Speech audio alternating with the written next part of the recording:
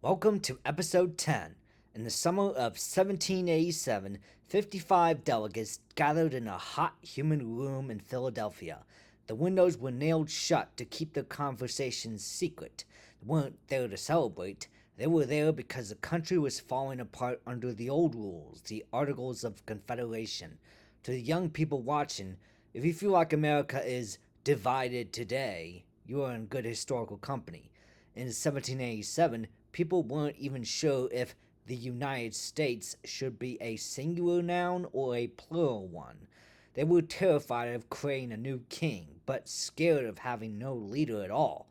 Today, we look at the miracle of the Constitution, a document born from heated arguments and difficult compromises that still guides us 250 years later.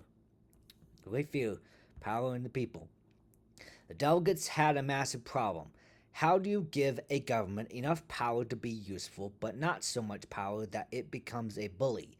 Their solution was separation of powers. They didn't put all the eggs in one basket. They created three branches: the legislative to make laws, the executive to carry them out, and the judicial to explain them.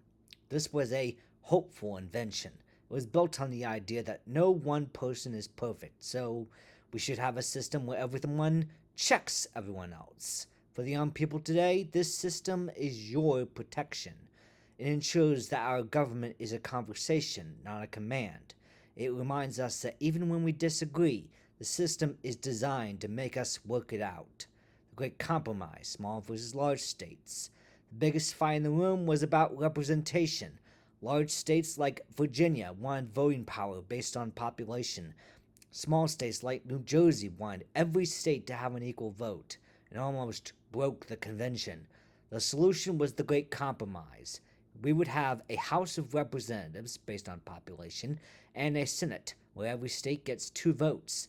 This shows us that in a democracy, you don't always get 100% of what you want. You get a middle ground that keeps everyone at the table. It's a lesson on the art of the deal for the sake of the common good.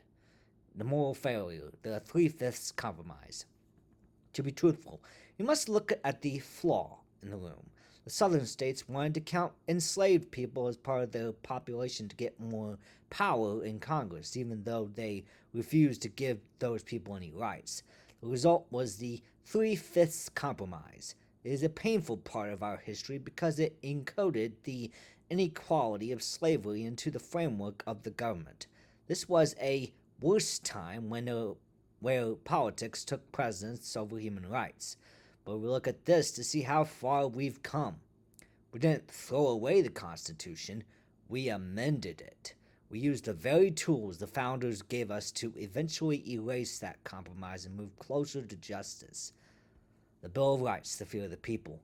Many people, like George Mason and Patrick Henry, were terrified that the Constitution didn't protect individual rights enough. They refused to support it unless a Bill of Rights was compromised. Because of this, their productive fear, we have the First Amendment, freedom of speech, and the Fourth Amendment, privacy. This tells us that dissent is a healthy part of the American story. The people who pushed back made the document better. It reminds us that your concerns and your fears for the country are actually what keeps the country's heart beating. As we close today, remember that the Constitution was never meant to be a finished painting. It was meant to be a living document. To the young people, the founders knew they weren't perfect, so they added Article 5, the power to change the Constitution. You live in a more perfect union because generations before you used that power. Next Saturday, we see the first person to step into the role of president and the challenges of a brand new experiment in liberty. Until then, stay engaged, stay hopeful, and remember, you are part of We the People.